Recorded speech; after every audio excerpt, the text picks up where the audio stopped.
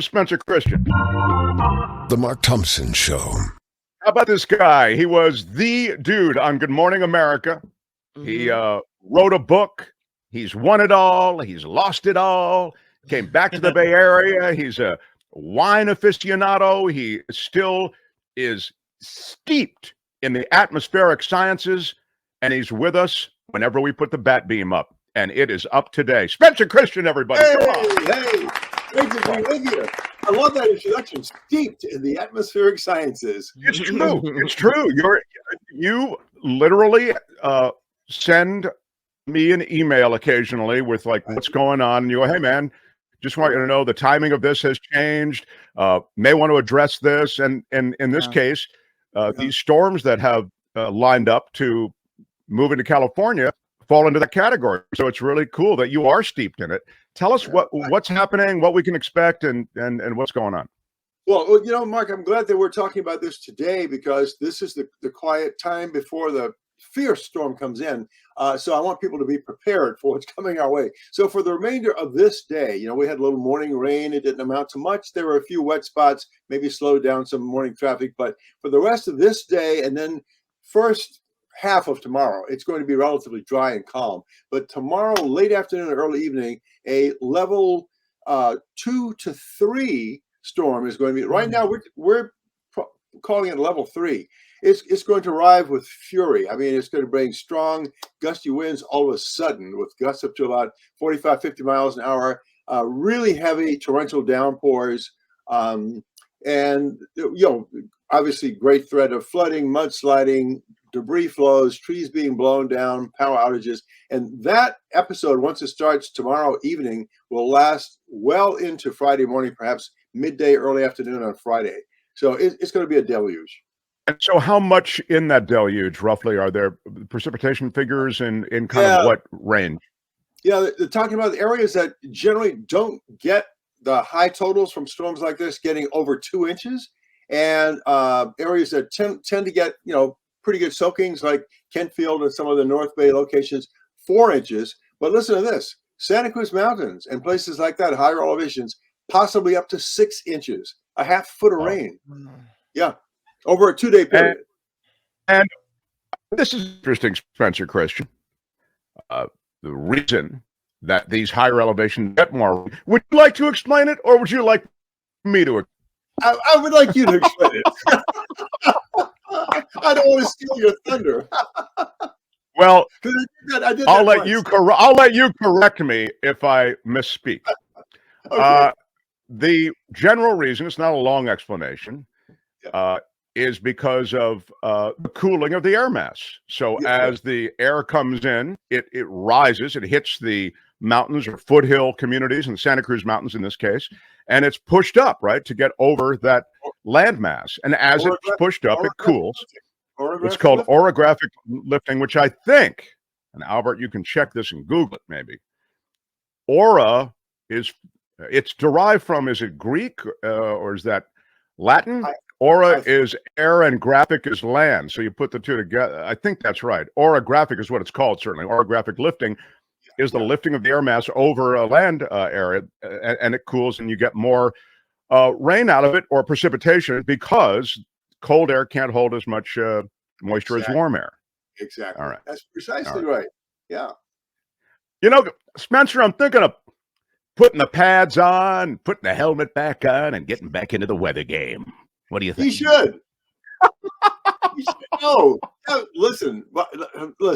For your listeners and viewers who don't know, you were the man, and you listen. Do you know who I am? I'm kind of a big deal. It was just between you and me for the final choice to go on GMA, and who knows why they decided what they decided? Probably because I chose to take a pay cut to go there, and you might not have been willing to do it. But I was told point blank, if you don't take this job, kid or pal, we've got Mark Thompson right waiting in the wings, and he'll be our guy. How things could have been different, but it all worked out, and I kind of like how it all worked out. So in this chapter of our career and sort of life arc, I like that we're together this way. So it sort of has worked out. Yeah. Now, before we say goodbye to Spencer Christian, I have a question, and it's related to Good Morning America. Sure. Have you ever, since you left Good Morning America, have you ever gone back? If so, like how many times have you gone back, and like at what vintages? Because they change hosts along the way and Sure, everything. sure. Have you ever Yeah. gone back? Yeah, I've gone back about 6 times, Mark. I went back the very first year that I was here, which was 1999, well, I was visiting my kids at Christmas. They were already grown up, but they were still living back east. I went to visit them for Christmas, and I contacted one of the producers at GMA, and I said, I would like to come and stand in that crowd, to sit in the window and kind of let Tony Perkins, who was the guy who replaced me, just kind of find me in the crowd. And they said, oh, that's cool. Let's do that.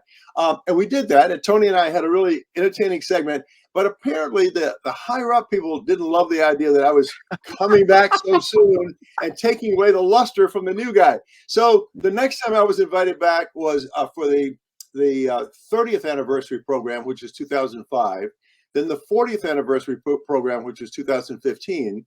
And then I was invited on in April 2018 when I released my book, You Bet Your Life. I was interviewed by Robin Roberts. And I must say this, I don't want this to sound like sour grapes, but, I was there 13 years. That was kind of a big deal, And, Right.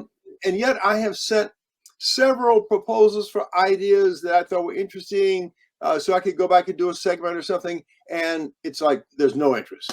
So I don't know what it is. Not sour grapes, but I guess they've moved on. But Well, they do it's have Sam Champion back a lot, I've noticed. I have what? Say it again. Sam Champion. Yeah, he goes on a lot these days. Well, something. Here's a big difference, and I had this fork in my career too, and many people watching, listening may have similar. It's if you go to New York, I was offered, in addition to the GMA being in that orbit with Spencer, I was offered the job at WNBC, it's called back there, Channel 4, NBC in New York, and I was offered all those shows because Al Roker was going to the Today Show. That's how long ago it was. Yeah. Or he was no longer, he was already on the Today Show. He was no longer going to be doing the local at all. So he wanted me to come in and do that. So if you go to New York, you can really manage a career based in news. They don't give you a lot of latitude to do entertainment stuff. It may be, this is back at that time. Yeah.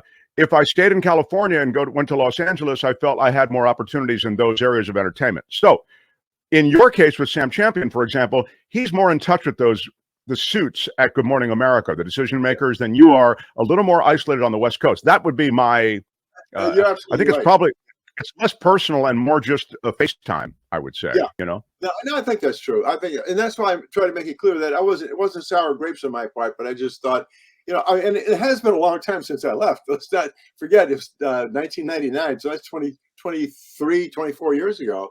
Yeah. But When you were there, we were doing a 25 share when I was there. Okay, how dare you not return my emails?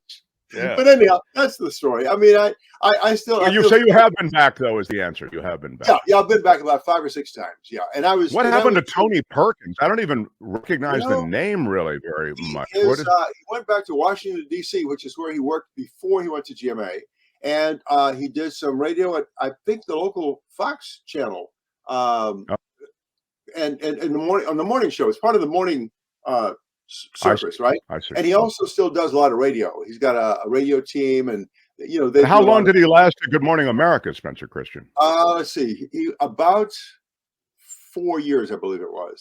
Yeah. So he didn't have a Spencer Christian career at GMA, did he? Let's be honest. What his problem was, Mark? He looked like me. He looked a lot like me, and people kept calling him Spencer, and he couldn't get away from it. No, they did. It's really funny. My bad. It's a nightmare. When I was leaving, we all look alike, right? But when I was leaving the show, my agent was told that the show by David Weston, that the president of morning programming at that time, that the show was moving in a different direction. And actually, he was president of ABC News at that time. The show was moving in a different direction. They wanted to hire a blonde female weather person. So for a short time after I left, they had this revolving door of blonde female fill-in weather people. And then all of a sudden, one of the producers there saw Tony Perkins on the air in DC and said, hey, we can maybe play off a little bit of the memories of Spencer by hiring this guy. He looks just like him. And poor Tony, for the whole 4 years he was there, everywhere he went, people would say, Spencer. And then he'd go, oh, no, you're not Spencer. And he never had a chance to really establish himself. That's so bad. It really is. It's just so it's such an error. I mean, the last thing I'll say is on this, whenever they make a change in television, even in news, my view is you want to get somebody younger, fine. You want to get somebody blonde haired, you want to get a person of color instead of a white guy. I get it. There's actually a casting that goes on. You have a male anchor and a female anchor. Not always, but it's very typical. So I don't really resent any of that stuff. But in that spirit, if you're casting, why would you cast for somebody who looks just like the last guy? That's just not a good casting decision, you know? So, anyway, that's funny to hear that, you know, you think of these guys having... It works every time. You think of these guys as smart at the network level, but they're not. Spencer, you're awesome. Thank you for letting me explain orographic lifting. I feel a little more in the club. Hey, listen, we're going to have a lot to talk about the next couple of days, so I'm available if you need me. Yeah, no, let's plan on it. So will you join us tomorrow this time? And I promise I'll keep the Good Morning America stuff out. We'll just talk California weather. And likewise on Friday if we need you. Thank you. Spencer Christian, everybody. Love you, Spencer. Thanks, buddy. That guy's fun. Hi, it's Mark, and I thought that was great. Hit the notification bell. You'll know whenever there's a new video being dropped, and please subscribe to our channel to help us save the universe.